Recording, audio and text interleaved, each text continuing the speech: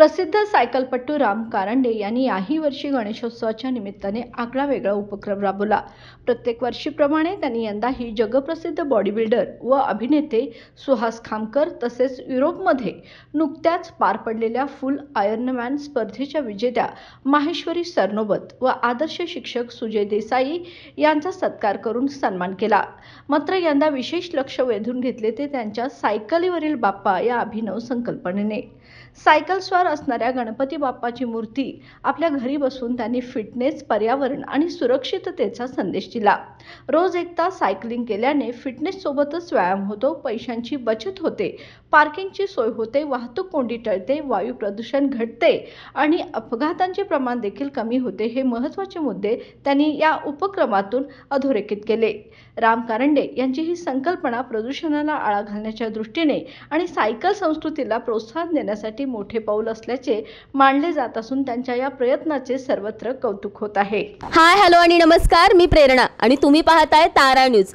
घरगुती गणपती आपण नेहमी बसवतच असतो, पण घरगुती गणपतीच्या देखाव्यातून सामाजिक प्रबोधन करणंही तितकंच महत्त्वाचं आहे आणि हाच विडा उचललाय ध्येयवेडे सायकल प्रेमी असणारे राम कारंडे यांनी.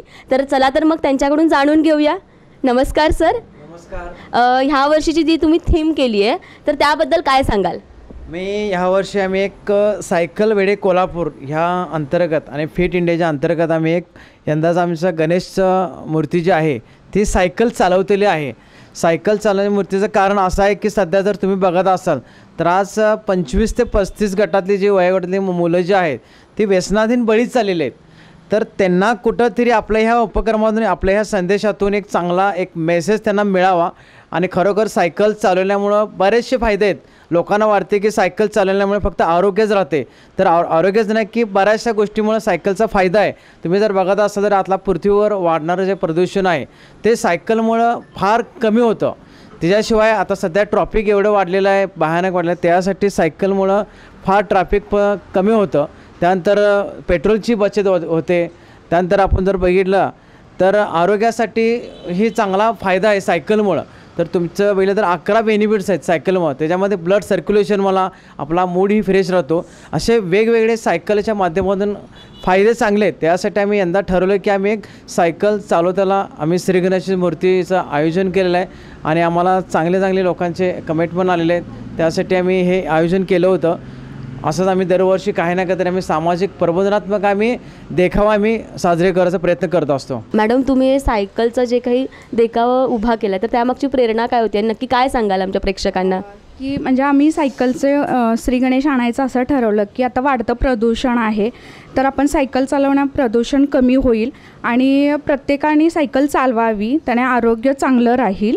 आणि आमचं असं मत आहे की प्रत्येकानं सायकल चालवावी, प्रत्येकाचं आरोग्य चांगलं राहील असा आमचा संदेश आहे समाजासाठी.